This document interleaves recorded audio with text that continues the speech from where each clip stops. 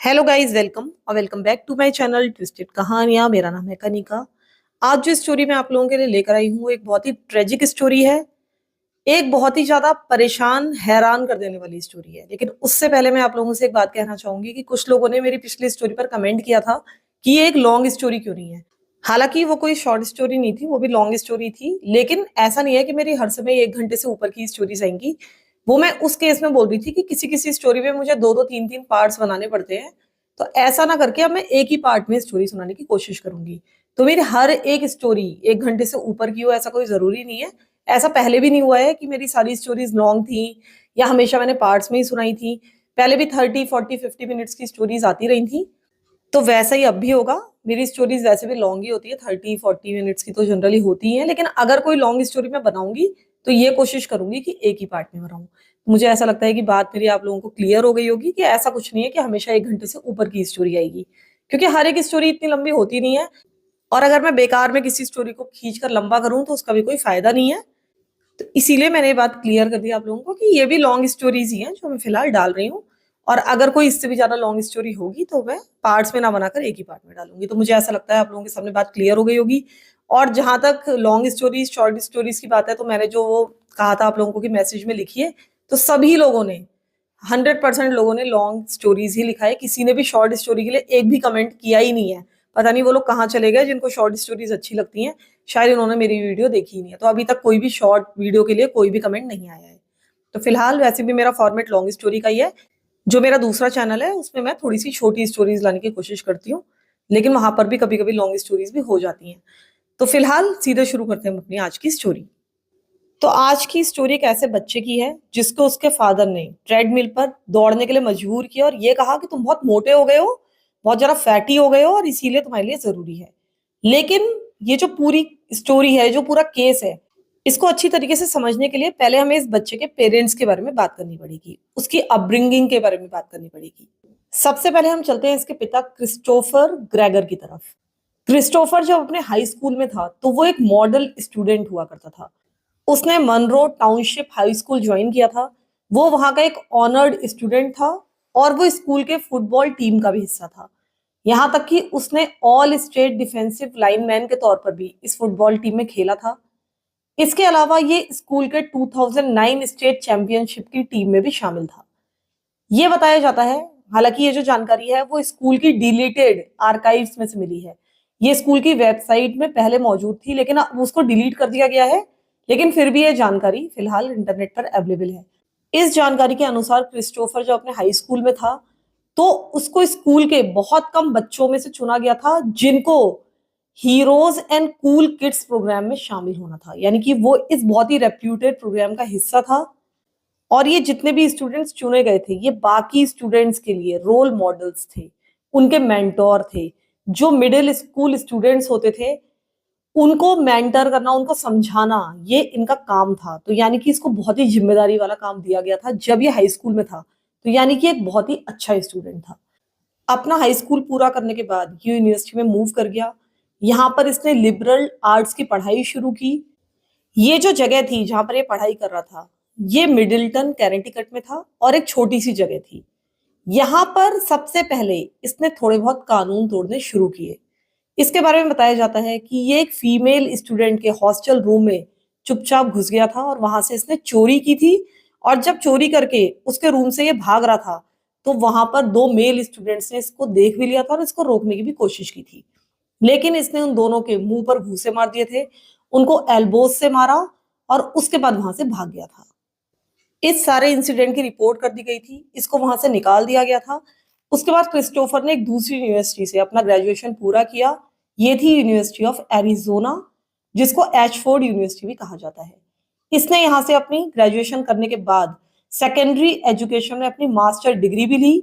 और इसके बाद इसने John Hopkins university school of education में पढ़ाना शुरू कर दिया। ये जो स्कूल था यानी कि जो हाई स्कूल था ये बाल्टीमोर में था और अब क्रिस्टोफर को वहां पर मूव करना पड़ा। लेकिन यहाँ पर आने के बाद इसके ऊपर छोटे मोटे चार्जेस लगने शुरू हो गए और इन चार्जेस की लिस्ट बहुत ही लंबी थी। ये जितने भी चार्जेस थे ये थे असॉल्ट के, रॉबरी के, डिस्ट्रक्शन ऑफ प्रॉपर्टी के। इस तरह के अपराध ये लगातार कर रहा था। लेकिन ये ऐसा क्यों कर रहा था इसकी कोई भी जानकारी क्लियरली मौजूद नहीं है। इसके बाद इसके अपराध बढ़ते ही गए, लेकिन ये बताया जाता है कि जब क्रिस्टोफर 21 ईयर्स ओल्ड था, तब इसने एक 16 ईयर्स ओल्ड लड़की का, हम कह सकते हैं कि रेप किया था, उसके साथ जबरदस्ती की थी। और इसको ये बिल्कुल नहीं पता था कि इस अटैक के बाद वो जो लड़की थी वो प्रेग्नेंट हो गई थी।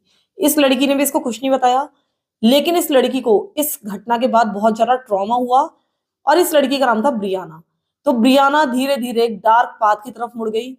उसने बाद में एक बेटे को जन्म दिया जिसका नाम इसने रखा कोरी। लेकिन इसके बाद ये बहुत ज्यादा ड्रग्स लेने लगी, स्पेशली मेथ लेने लगी थी अपने ट्रॉमा से डील करने के लिए। इसके बाद कुछ साल बीत गए, लेकिन ये पूरी तरह से, यानी कि ब्रियाना पूरी तरह से ड्रग्स में डूब चुकी थी। और तब ब्रियाना ने डिसाइड किया कि अब वो क्रिस्टोफर से एक बार फिर से मिलेगी और उसे बताएगी कि तुम्हारा एक बेटा है, जिसके बारे में अभी तक क्रिस्टोफर को कुछ भी पता नहीं था। ब्रियाना को उम्मीद थी कि अगर वो क्रिस्टोफर को बताएगी तो उसको कुछ ना कुछ चाइल्ड सपोर्ट मिल सकता है उसकी तरफ से, जिससे उसकी मदद हो पाएगी, क्योंकि वो अपने बच्चे को अच्छी तरीके से पाल नहीं पा रही थी। हालांकि ब्रियाना का ये एक बहुत ही गलत डिसीजन था। क्रिस्टोफर जैसे आदमी को अपनी जिंदगी में वापस लाना किसी भी फॉर्म में, वो पूरी तरह से गलत था, और ये उसकी सबसे बड़ी मिस्टेक साबित होने वाला था। अब उसने 2018 में इसको बता दिया था कि इसका एक कोरी नाम का बेटा है, जो उस समय 4 इयर्स ओल्ड था। तब क्रिस्टोफर को पहली बार अपने इस बेटे के बारे में पता चला। इस समय भी जो क्रिस्टोफर था वो बाल्टीमोर में रह रहा था, और अभी भी इसकी मास्टर्स की डिग्री पूरी नहीं हुई थी। इधर जब क्रिस्टोफर को पता चला तो पहले तो उसने इनकार कर दिया कि ये मेरा बेटा है, लेकिन बाद में एक पैटर्निटी टेस्ट कराया गया, डीएनए टेस्ट कराया गया, और उससे साबित हो गया था कि कोरी इसी का बेटा है। अब ब्रियाना को पता नहीं था कि आगे उसके साथ क्या होने वाला है। वो तो यही उम्मीद कर रही थी कि उसको क्रिस्टोफर से पैसा मिलेगा, लेकिन असल में हुआ ये कि जो क्रिस्टोफर उसकी फैमिली थी, उन्होंने तुरंत ही कोरी की कस्टडी की डिमांड करनी शुरू कर दी। वो लोग कोर्ट में चले गए और इन लोगों ने साबित कर दिया कि ब्रियाना को ड्रग्स की बहुत ज्यादा बुरी आदत है और वो बच्चे को पाल नहीं सकती है। उससे कस्टडी कोरी की छीन ली गई, इसको क्रिस्टोफर को सौंप दिया गया, और यहां तक कि ब्रियाना के विजिटेशन राइट्स भी छीन लिए गए, यानी कि वो कोरी से मिल भी नहीं सकती थी। इधर कोरी की कस्टडी मिलने के बाद भी जो क्रिस्टोफर था वो बहुत सारी जॉब्स अभी तक चेंज कर रहा था। उसने फ्लोरिडा में जॉब की, न्यू जर्सी में जॉब की, मैरीलैंड में जॉब की, यानी कि लगातार वो जगह चेंज कर रहा था। वो एक टीचर के रूप में भी काम कर रहा था, कभी एक रिलेटर बन जाता था, सेल्समैन बन जाता था, कभी लाइटनिंग का काम करने लग जाता था, और यहाँ तक कि एक बार उसने एक क्राइसिस हॉटलाइन के काउंसलर के रूप में भी काम किया। उसके बाद उसने अपने आप को एक रियल एस्टेट एजेंट के रूप में ऑफिशियली लिस्टेड करा लिया। लेकिन फाइनली अब वो एक टीचर बन चुका था, वो बाल्टीमोर में शिफ्ट कर चुका था, जैसे कि मैंने आपको पहले बताया, और उसके पेरेंट्स का घर भी उसके पास ही था, यानी कि आसपास ही रहा करते थे। अब जो क्रिस्टोफर के पेरेंट्स थे, यानी कि कोरी के दादा दादी, वो कोरी को दिन में अपने साथ ले जाते थे, बस स्टॉप से उसको पिक करते थे, उसके होमवर्क में उसकी हेल्प करते थे, बाद में क्रिस्टोफर उनके घर से उसको अपने घर वापस ले जाता था। इस तरीके से इनका ये सारा का सारा सेटलमेंट चल रहा था। इधर जो ब्रियाना थी वो 2021 में रिहैब में गई। उसने अपने आप को ड्रग्स से पूरी तरह से क्लीन कर लिया था, यानी कि ड्रग्स की हैबिट छोड़ दी थी, और वो चाहती थी कि उसको विजिटेशन राइट्स मिल जाएं, यानी कि वो अपने बेटे से, कोरी से मिल पाए। और ऐसा हो भी गया फाइनली। अब ब्रियाना कोरी से मिल सकती थी, उसको बीच बीच में अपने साथ ले जा सकती थी।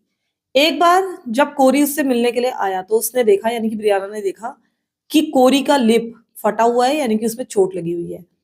ब्रियाना को और भी बहुत सारे वार्निंग साइंस नजर आ रहे थे। जब इसने इस चोट के बारे में क्रिस्टोफर से बात की तो उसने बताया कि ये लोग सॉकर खेल रहे थे और उस दौरान इसको चोट लग गई।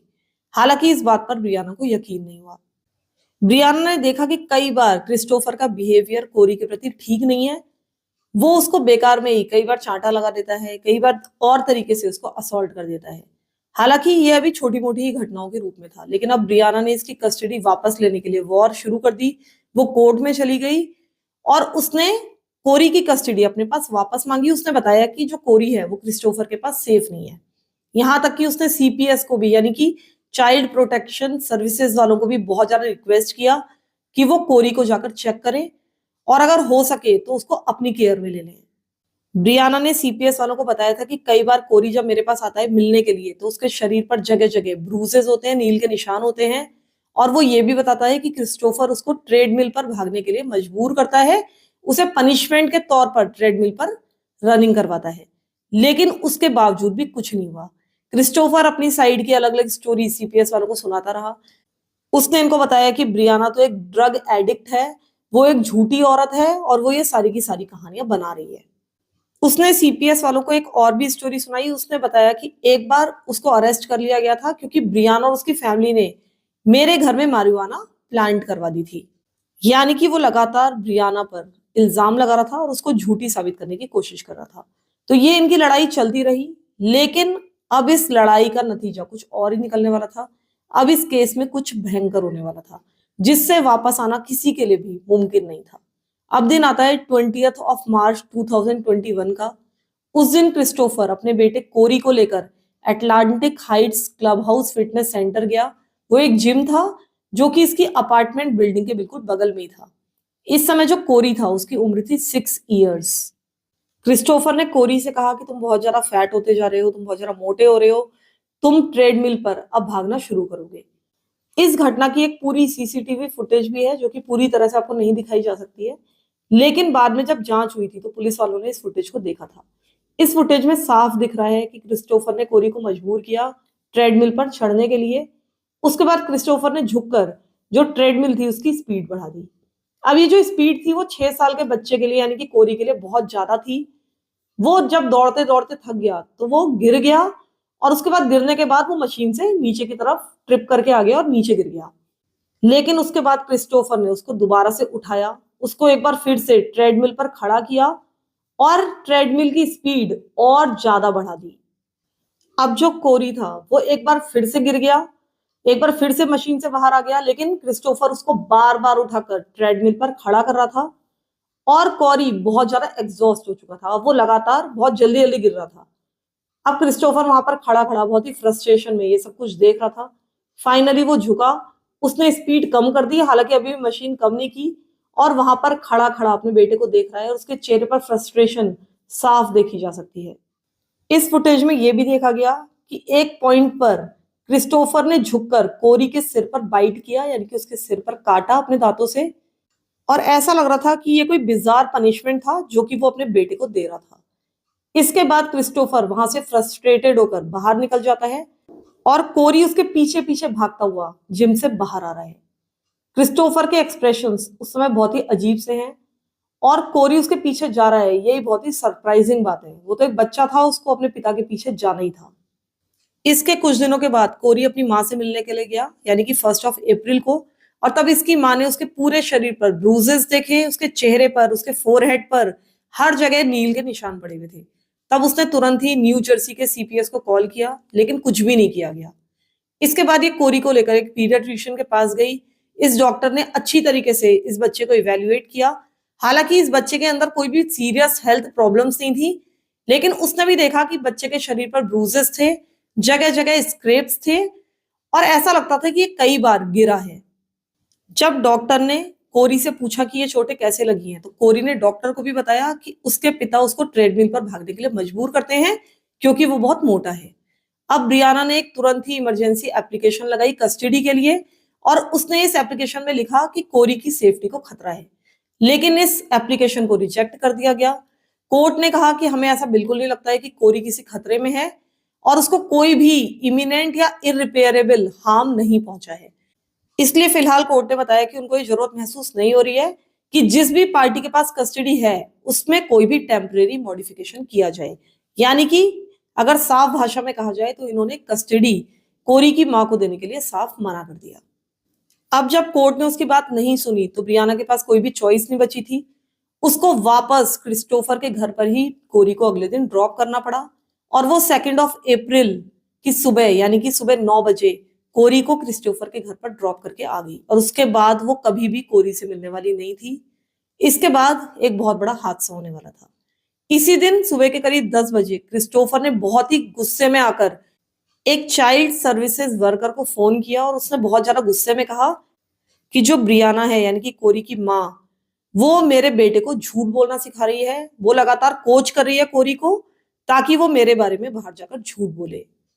यहां तक कि क्रिस्टोफर ने इस व्यक्ति को फोन पर बताया कि मेरा बेटा इस सुबह जब लौटकर वापस आया तो उसने मुझे बताया कि मेरी माँ मुझे समझा रही है कि मैं डॉक्टर से झूठ बोलूं। उन्होंने मुझे ये कहने के लिए मजबूर किया कि आप मुझे मारते हो और इस कारण से अब मैं माँ के पास यानी कि ब्रियाना के पास वापस कभी भी नहीं जाना चाहता हूँ। मैं आपके साथ ही रहना चाहता हूँ और मुझे ऐसा लगता है कि वो मुझे आपसे छीनने की कोशिश कर रही है।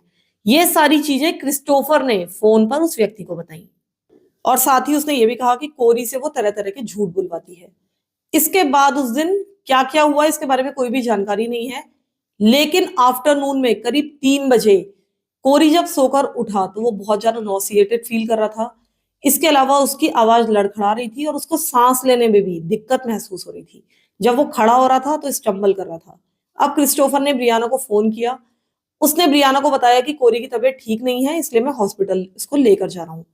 इसके बाद क्रिस्टोफर को सीसीटीवी फुटेज में देखा जाता है कि वो कोरी को हॉस्पिटल लेकर गया है और हॉस्पिटल की लॉबी में जो सीसीटीवी कैमरा मौजूद था उसमें देखा जाता है कि क्रिस्टोफर ने कोरी को अपने हाथों में उठाया हुआ है। वो फ्रंट डेस्क पर जाता है, लेकिन बाद में हॉस्पिटल स्टाफ ने रिपोर्ट किया कि वो बिल्कुल इमोशनलेस था। उसको मतलब कोई फर्क ही नहीं पड़ रहा था कि उसके बेटे की हालत कितनी ज्यादा खराब है।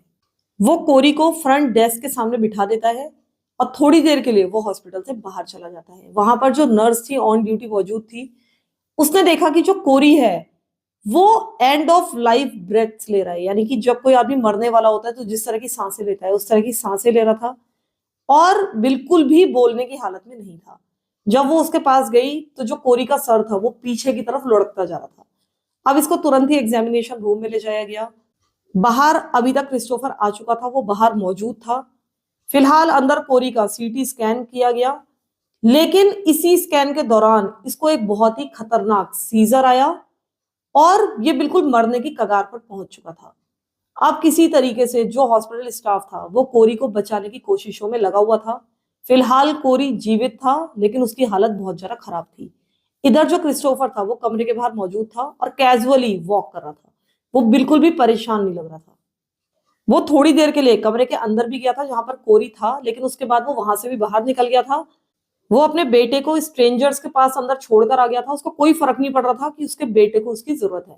वो फिलहाल बाहर वॉक कर रहा था, लेकिन हॉस्पिटल वालों ने बहुत ज्यादा कोरी को हालांकि बचाने की कोशिश की, लेकिन वो उसको बचा नहीं पाए। उसकी हालत बहुत ही ज्यादा खराब थी। फाइनली कोरी को ऑफिशियली डेड घोषित कर दिया गया और उसके बाद हॉस्पिटल स्टाफ बाहर आया। उन्होंने क्रिस्टोफर को इसके बारे में बताया, लेकिन यहाँ पर बस क्रिस्टोफर ने थोड़े बहुत इमोशंस शो किए, दिखाया कि उसको बहुत ज्यादा फर्क पड़ रहा है। इसके बाद क्रिस्टोफर वहां से बाहर निकला, बाहर जाकर अपनी कार में बैठा और वहां से चला गया। मतलब उसको अपने बेटे से कोई मतलब नहीं है कि अंदर उसकी डेड बॉडी पड़ी है, क्या हो रहा है, उसको कोई मतलब नहीं है। वो आराम से अपनी कार में बैठकर वहां से चला गया। इसके बाद वहां पर पुलिस को बुलाया गया। अब जब पुलिस वाले वहां पर पहुंचे तो उन्होंने पूछा कि इसके साथ क्या हुआ था, इनकी कोरी की इतनी हालत कैसे खराब हुई। अब इस समय तक तो हॉस्पिटल वाले भी ज्यादा बताने की हालत में नहीं थे। उन्होंने पुलिस वालों को बताया कि हमें ऐसा लगता है कि इस बच्चे को इंटरनल ब्लीडिंग हो रही है, लेकिन हम श्योर नहीं है। अब क्योंकि ये एक सीरियस केस हो सकता था, इसलिए अब कोरी की ऑटोप्सी कराई गई। इस ऑटोप्सी से पता चला कि इस बच्चे के ऊपर बहुत सारे ब्लंट इंजरीज के मार्क्स थे, यानी कि इसको किसी ब्लंट ऑब्जेक्ट से बार बार मारा गया था। इसके पूरे शरीर पर तो नील के निशान थे ही, यहां तक कि इसके दिल पर यानी कि हार्ट पर भी और लिवर पर भी नील के निशान मौजूद थे। इसके अलावा इसके शरीर पर जगह जगह बहुत ज्यादा सूजन मौजूद थी। इसके अलावा इसके शरीर पर सेप्सिस हो चुका था और ये शायद इसलिए हुआ था क्योंकि ये कई बार ट्रेडमिल पर गिरा था इससे पहले। हालांकि जब इस केस की जांच हुई तो 3 महीनों के बाद पुलिस वालों को सीसीटीवी फुटेज मिली, जिसमें इन्होंने देखा कि किस तरीके से ये ट्रेडमिल पर अपने बेटे को दौड़ा रहा था। अब पुलिस वालों को जब ये सीसीटीवी फुटेज मिली तो समझ गए थे कि क्रिस्टोफर कोरी को बहुत ज्यादा नेग्लेक्ट करता था। इन्होंने क्रिस्टोफर की तलाश शुरू की। ये उस समय टेनेसी में था जब इसको अरेस्ट किया गया, लेकिन अपनी अरेस्ट के दौरान इसने सारा का सारा ब्लेम ब्रियाना पर लगाने की कोशिश की। इसने पुलिस वालों से कहा कि अगर कोरी की एक ड्रग एडिक्ट मदर ना होती तो वो अभी भी जीवित होता। और उसने ये भी कहा कि जब मैं टेनेसी आ रहा था तो इस पूरी ड्राइव के दौरान मैं यही सोच रहा था कि इस बच्चे की मौत ना होती अगर ये कस्टडी बैटल ना होती। जो ब्रियाना है वो एक स्पेशल काइंड की डर्ट बैग है, वो एक बहुत ही घटिया औरत है और ये सारी की सारी गलती उसी की है। I knew when you got home and I knew something was wrong with my gut, but I just just thought she had mom waiting for everything that he needs. And I should have took him like he was doing. Because a lot of me thinks like, it's partially my fault in the sense that if they truly did something, it would like you had a shit like with a drug addict mother, but he'd still be alive if I never came back from Baltimore to fight for justice. And like that's been going through my head this whole drive. She's a special kind of dirtbag. अब police वालों ने इसको neglect के लिए तो गिरफ्तार कर लिया था, लेकिन इसके ऊपर मर्डर के चार्जेस नहीं लगाए जा सकते थे, क्योंकि कहीं ना कहीं जो कोरी की मौत थी वो उसके चोटों के कारण थी, और ये चोटें उसको कैसे आई इसके बारे में अभी भी कोई भी क्लियर एक्सप्लेनेशन नहीं था। लेकिन चीजें यहीं पर खत्म होने वाली नहीं थी। सितंबर 2021 में एक फोरेंसिक पैथोलॉजिस्ट ने ये डिटरमिन किया कि जो कोरी की डेथ है उसको होमिसाइड यानी कि मर्डर भी साबित किया जा सकता है। इन लोगों ने ये साबित करने की कोशिश की कि ये जो बच्चा था ये चाइल्ड एब्यूज का शिकार था। उस दिन तो इसको ट्रेडमिल से इंजरीज लगी थी, हालांकि उसके बाद वो दौड़ता हुआ दिखाई दिया है, जो कि एक आश्चर्य की बात है, क्योंकि उस दिन उसको बहुत ज्यादा चोट लग चुकी थी। उसके बाद भी वो किसी तरीके से अपने पिता के पीछे भाग रहा था। लेकिन ये बात भी बिल्कुल सच हो सकती है कि जिस दिन इसकी मौत हुई उस दिन भी इसके ऊपर हमला किया गया होगा, इसके साथ मारपीट की गई होगी। अब तक तो पूछताछ के बाद पुलिस वाले इसको बहुत पहले ही छोड़ चुके थे, यानी कि क्रिस्टोफर फिलहाल बाहर था। लेकिन इसके बाद क्रिस्टोफर ग्रेगर को फाइनली अरेस्ट कर लिया गया और इस बार इसके ऊपर मर्डर के चार्जेस लगाए गए। ये जो ट्रेडमिल की फुटेज थी ये इस केस में बहुत ही यूजफुल साबित होने वाली थी। ये जो केस था जब कोर्ट में आया तो ये बहुत ज्यादा फेमस हुआ। क्रिस्टोफर को ट्रेडमिल डेड के नाम से लोग पुकारने लगे और वो इसको गिरफ्तार होते हुए सजा काटते हुए देखना चाहते थे। लोगों में बहुत ज्यादा गुस्सा था। ये जो ट्रेडमिल की फुटेज थी, जो कि मैं आपको पूरी नहीं दिखा पा रही हूँ, ये लोगों ने पूरी देखी और इसको देखकर हम कह सकते हैं कि लोगों का खून खौल चुका था। वो चाहते थे कि इसको कड़ी से कड़ी सजा मिले। लेकिन इधर जो क्रिस्टोफर के वकील थे उनके ये प्लान्स थे कि वो ये आर्ग्यू करेंगे कि जो कोरी की इंजरीज थी वो एकदम सिंपल थी। ये लोग एक नॉर्मल बॉयिश रफ हाउसिंग में रहा करते थे, यानी कि सिर्फ आदमी आदमी लोग ही, ये दोनों ही वहां पर रहा करते थे। इसीलिए बहुत ज्यादा केयर क्रिस्टोफर इसकी नहीं कर पाता था। जिस तरह से लड़के खेलते हैं भागते हैं उसी तरीके से वो भागता खेलता था, गिरता भी था, चोट भी लगती थी। और ये जो ट्रेडमिल का इंसिडेंट था ये तो 20th ऑफ मार्च का था, और 20th ऑफ मार्च और 2 अप्रैल के बीच में ये जो 10-12 दिन थे ये कोरी ने सिर्फ क्रिस्टोफर के साथ नहीं गुजारे थे, बल्कि वो ब्रियाना से भी मिलने गया था, उसके साथ भी काफी समय गुजारा था। इसके अलावा ये एक फ्लैग फुटबॉल टीम का भी हिस्सा बना था, उनके साथ खेलने के लिए गया था ओशियन काउंटी में। तो ये जितने भी ब्रूजेस थे ये वहां पर भी आए हो सकते थे, और कोई जरूरी नहीं है कि ट्रेडमिल में भागने के दौरान ही ये चोटें उसको लगी हों या फिर इसके साथ क्रिस्टोफर ने मारपीट की हो। इसके अलावा इसके वकीलों ने यह भी आर्ग्यू किया कि जब कोरी हॉस्पिटल में था, जब डॉक्टर्स एंड नर्सेज उसको बचाने के लिए बहुत ही एग्रेसिव कार्डियोपल्मोनरी रिससिटेशन कर रहे थे, तब भी हो सकता है कि ये इंटरनल ऑर्गन्स पर चोट आ गई हो, क्योंकि ये जो प्रोसीजर था ये लगातार 49 मिनट्स तक चलता रहा था और ये सब कुछ कोरी को बचाने के लिए किया जा रहा था, उसको रिवाइव करने के लिए किया जा रहा था। लेकिन इस प्रोसीजर के दौरान भी इंटरनल चोटें आ सकती हैं और ये पॉसिबल है। साथ ही इन लोगों ने कोर्ट में यह भी साबित करने की कोशिश की कि उसकी मौत किसी इन्फेक्शन से भी हो सकती है, और जितने भी सिम्टम्स थे कोरी की मौत में वो सारे निमोनिया के सिम्टम्स भी हो सकते हैं। हालांकि जो प्रोसिक्यूशन की टीम थी उसने सब कुछ मानने से इनकार कर दिया। उन्होंने बताया कि जो ट्रेडमिल का इंसिडेंट हुआ था उसके बाद इस बच्चे को कोई चोट लगी है, कम से कम घर के बाहर, इसके कोई भी सबूत नहीं है। जब ये खेलने के लिए भी गया था फुटबॉल टीम में, वहां भी इसको कोई चोट नहीं लगी है, वहां भी इस तरह का कोई इंसिडेंट रिपोर्ट नहीं किया गया है। और ये जो फुटेज है इस घटना की जिसमें ये ट्रेडमिल पर दौड़ रहा है, इससे साफ साफ पता चल जाता है कि इसके साथ ये जो व्यक्ति है क्रिस्टोफर नाम का, वो किस तरह का व्यवहार कर रहा था और किस तरीके से उसको अब्यूज कर रहा था। प्रोसिक्यूटर्स ने कहा कि क्रिस्टोफर इतना ज्यादा गुस्से में था 2 अप्रैल के दिन, जब इसने उस व्यक्ति को, सीपीएस वाले आदमी को बताया था कि इसकी माँ इसको झूठ बोलने के लिए मजबूर कर रही है। तो ऐसा लगता है कि उस दिन भी इसने कोरी पर बहुत ज्यादा बुरी तरीके से हाथ उठाया होगा।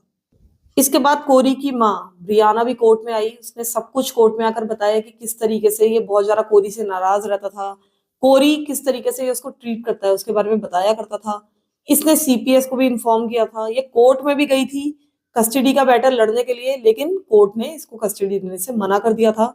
जो कि एक बहुत बड़ी भूल थी। और ये भूल अब सबको क्लियर थी कि किस तरह से वहां से भी चूक हुई थी। इसके बाद ब्रियाना के सामने भी वो ट्रेडमिल फुटेज दिखाई गई, लेकिन ब्रियाना उस फुटेज को देख ही नहीं पा रही थी। जब सबने काउंट किया तो कुल मिलाकर उस दिन कोरी 6 बार ट्रेडमिल पर से बहुत जोर से बाहर गिरा था। और जितनी बार भी वो ट्रेडमिल पर गिर रहा था, हर बार वो अपने चेस्ट के बल, कभी अपने पेट के बल नीचे गिर रहा था। और ये जो फॉल था ये बहुत ही जोरदार था, यानी कि बहुत ज्यादा इम्पैक्टफुल था।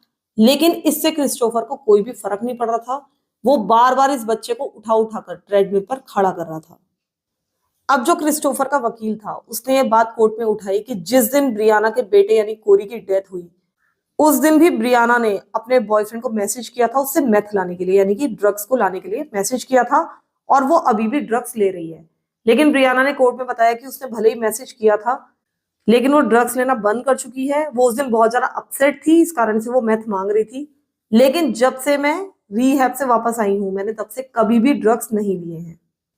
इसके बाद इसके वकील ने, यानी क्रिस्टोफर के वकील ने कोर्ट में बताया कि जब इसके बेटे की मौत हुई, उस दिन इसने अपने साथियों के साथ मिलकर क्रिस्टोफर के पेरेंट्स के घर पर हमला किया। इसके ऊपर, यानी कि इनके घर के ऊपर इन लोगों ने रॉक्स फेंके, एक्स फेंके, मरी हुई मछलियां फेंकी। और इन लोगों ने इसके पेरेंट्स को परेशान करने की कोशिश की। जब ब्रियाना से पूछा गया तो उसने कोर्ट में आकर कहा कि हाँ, मैंने ऐसा किया था, मैं बहुत ज्यादा परेशान थी, इस कारण से मैंने ऐसा किया था। इस ट्रायल के दौरान क्रिस्टोफर लगातार अपने पेरेंट्स को फोन कर रहा था, उनको कोच करने की कोशिश कर रहा था कि ट्रायल में किस तरह से उन्हें आकर गवाही देनी है, किस तरह से टेस्टिफाई करना है। और वो बहुत ज्यादा डरा हुआ था। स्पेशली वो अपनी माँ को बहुत कुछ सिखाने पढ़ाने की कोशिश कर रहा था। लेकिन इसकी माँ फोन पर लगातार कह रही थी, तुम हमें ये सब सिखाना बंद करो, ये सब कुछ लॉ के खिलाफ है, रूल्स के खिलाफ है। फाइनली उन्होंने क्रिस्टोफर के फादर को फोन पकड़ा दिया और उसके फादर ने भी फाइनली फोन रख दिया, उससे कोई भी बात नहीं की। अब कोर्ट को डिसाइड करना था कि इन लोगों की टेस्टिमनी कोर्ट में ली जाए या ना ली जाए, क्योंकि जनरली जो अपराधी होता है उसके माँ बाप वगैरह की जो गवाही होती है वो ज्यादा मायने नहीं रखती, क्योंकि वो अपने ही बेटे को या अपनी ही संतान को बचाने की कोशिश करेंगे। तो अब कोर्ट को डिसाइड करना था कि वो इनसे टेस्टिमनी लेंगे या नहीं लेंगे, या फिर इनकी टेस्टिमनी को इस मुकदमे में, यानी कि इस केस में कोई महत्व मिलना चाहिए या नहीं मिलना चाहिए। तो फाइनली इन्होंने डिसाइड किया कि जो क्रिस्टोफर की माँ है वो कोर्ट में आकर गवाही नहीं दे सकती हैं। और फाइनली केवल क्रिस्टोफर के फादर की ही गवाही कोर्ट में कराई गई। तो जो क्रिस्टोफर के फादर थे डेविड, वो टेस्टिफाई करने के लिए कोर्ट में आए। उन्होंने बताया कि उन्होंने कोरी को लास्ट टाइम जब देखा था वो डेट थी 22 मार्च, यानी कि ट्रेडमिल वाले इंसिडेंट से 2 दिन बाद की। उन्होंने बताया कि वो और उनकी वाइफ यानी कि क्रिस्टोफर के माँ बाप उस दिन क्रिस्टोफर को कुछ घर दिखाना चाहते थे, क्योंकि उनमें से एक घर वो खरीदना चाहते थे। उस दिन वो क्रिस्टोफर और कोरी से मिले थे, उन्हें वो घर दिखाए थे। और उस दिन कोरी उनको बिल्कुल नॉर्मल लगा था, हैप्पी था और एनर्जेटिक था। लेकिन उन्होंने ये भी बताया कि उसके माथे पर एक बहुत बड़ा ब्रूज था, एक बहुत बड़ा नील का निशान था, और इसके अलावा उनको कुछ भी नहीं पता है। इसके बाद 4 वीक लंबा ट्रायल चला और फाइनली 31 मई 2024 के दिन इस मामले का डिसीजन आया। अब तक क्रिस्टोफर पर फर्स्ट डिग्री मर्डर का चार्ज लग चुका था और साथ ही चाइल्ड एंडेंजरमेंट का भी। लेकिन जब कोर्ट का फैसला आया तो इस पर मर्डर चार्ज को हटा दिया गया। इसके ऊपर एग्रेवेटेड मैनस्लॉटर के चार्जेस को सही पाया गया, यानी कि उस मामले में इसको गिल्टी पाया गया। यही माना गया कि इसके बेटे की मौत इसकी लापरवाही से हुई है। इसने अपने बेटे को खतरे में भी डाला और अपने बेटे के साथ इसका बिहेवियर बिल्कुल भी अच्छा नहीं था, खतरे में डालने वाला इसका व्यवहार था। तो अगर इस पर फर्स्ट डिग्री मर्डर के चार्जेस लगते तो इसको कम से कम लाइफ इन प्रिजन की सजा मिलती। लेकिन अब जो इसके ऊपर मैनस्लॉटर के चार्जेस लगे थे, इसमें जो सजा थी वो 10 to 30 ईयर्स की इसको मिल सकती थी। हालांकि क्योंकि इसने एक बच्चे के जीवन को खतरे में भी डाला था, इसलिए जो सजा थी जो कि 10 to 30 ईयर्स की थी, वो 30 ईयर्स के आसपास की इसको मिलनी चाहिए थी। लेकिन जब फाइनली वर्डिक्ट सुनाया गया तो क्रिस्टोफर को देखा जा सकता था कि वो अपना सिर आगे पीछे हिला रहा था, बहुत ज्यादा डिसअपॉइंटेड था। इधर जो ब्रियाना थी वो जोर जोर से रोने लगी।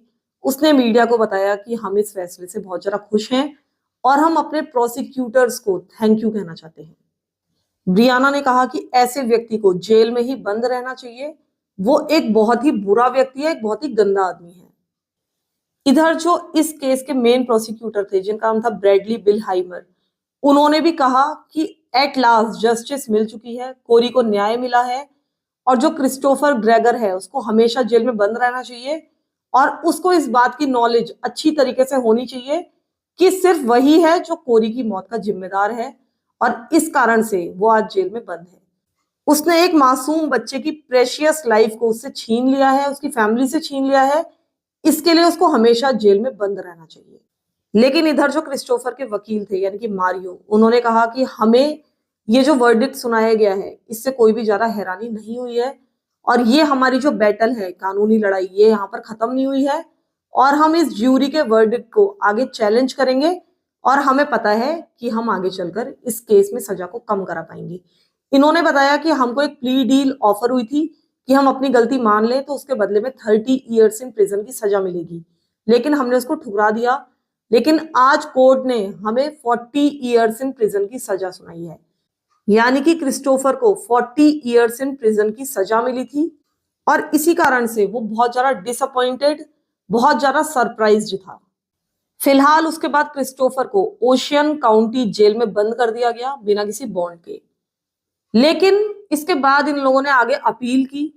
अपील का नतीजा ये निकला कि इसको 20 ईयर्स ऑफ प्रिजन की सजा मिली मैनस्लॉटर के लिए और 5 साल की एडिशनल सजा मिली चाइल्ड एंडेंजरमेंट के लिए। और ये सजाएं एक के बाद एक चलेंगी, यानी कि पहले ये मैनस्लॉटर वाली सजा काटेगा अपनी 20 ईयर्स की और उसके बाद अपनी 5 ईयर्स की सजा काटेगा, यानी कि टोटल 25 ईयर्स इन प्रिजन की इसको सजा मिल चुकी है और ये 25 ईयर्स इसको जेल के अंदर बिताने हैं। न्यू जर्सी के लॉ के मुताबिक कम से कम ये अपनी 85% सजा पूरी कर लेगा, उसके बाद इसको पैरोल मिल सकती है, यानी कि ये पैरोल के लिए एलिजिबल हो जाएगा। ऐसा माना जाता है कि क्रिस्टोफर जब जेल से बाहर आएगा तब उसकी एज अराउंड 60 ईयर्स होगी, इससे पहले ये जेल से बाहर नहीं आ पाएगा। फिलहाल इसको जितनी भी सजा मिले, लेकिन जो एक मासूम बच्चा था जिसने अभी तक दुनिया में कुछ खास देखा भी नहीं था, जिसने कोई गलती भी नहीं की थी, उसको बिना किसी कारण के इस व्यक्ति ने मार डाला, बेकार में ही इसकी जान ले ली और केवल जिद के कारण इसने इस बच्चे को उसकी माँ के सुपुर्द नहीं किया। अगर इस बच्चे को ठीक से केयर नहीं कर पा रहा था तो उसको ब्रियाना को सौंप देना चाहिए था। अगर उसका थोड़ा बहुत खर्चा देना पड़ता तो ये दे सकता था। ऐसा नहीं था कि इसकी सैलरी अच्छी नहीं थी या इसको कोई प्रॉब्लम थी, ये आराम से उसका खर्चा उसकी माँ को दे सकता था, चाइल्ड सपोर्ट कर सकता था। इसको कोरी को अपने पास रखने की कोई जरूरत नहीं थी, लेकिन सिर्फ जिद में आकर इसने कोरी को अपने पास रखा और बिना किसी कारण के ये कहा जा सकता है कि उसकी इस व्यक्ति ने हत्या कर दी, क्योंकि ये पूरी तरह से एक हत्या ही थी। उसने उसको इतना ज्यादा चोटिल कर दिया, उसके सिर पर भी काटा। वो लड़का कहीं ना कहीं बहुत ज्यादा पेन में होगा जिस तरह से वो इतनी बार गिरा था, लेकिन उसको डॉक्टर को नहीं दिखाया गया, उसकी कोई केयर नहीं की गई, उसको उसके हाल पर छोड़ दिया गया मरने के लिए। और ऐसा लगता है कि मौत वाले दिन भी कोरी के साथ बहुत ज्यादा मारपीट की गई होगी, हालांकि इसको कभी भी कोई भी साबित नहीं कर पाया। तो फिलहाल के लिए इतना ही। आप लोग मुझे बताइएगा कि ये केस आपको कैसा लगा, इस केस के बारे में आप क्या सोचते हैं। प्लीज एक कमेंट जरूर कीजिएगा। इसके अलावा मेरे सेकंड चैनल को भी सब्सक्राइब कीजिए, इसको भी सब्सक्राइब कीजिए। Thank you so much for listening to my stories. Thank you so much.